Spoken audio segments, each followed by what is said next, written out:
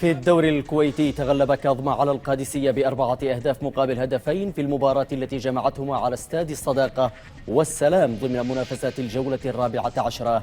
سجل رباعية كاظمة كل من ديديه اللاميكيل وناصر محمدوه وعامر عبد الله وناصر فالح، فيما أحرز ثنائية القادسية كل من مبارك الفياني وآبيلاي.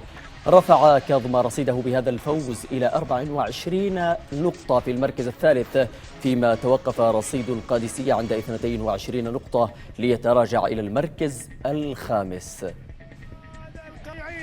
شوف هل تقدم الحارس أم تقدم اللاعبين ممكن هناك تقدم من بعض اللاعبين أثناء عملية الثانية يا أبيلاي. مشاهدينا الكرام، كانت هذه أبرز الأخبار الرياضية ليومنا هذا، وإلى أن ألتقيكم في جولة رياضية قادمة نعود إلى الزملاء في استوديو الأخبار. إليك عبير وإليك عبد الله. شكرا لك عبد المجيد، وبهذه الأخبار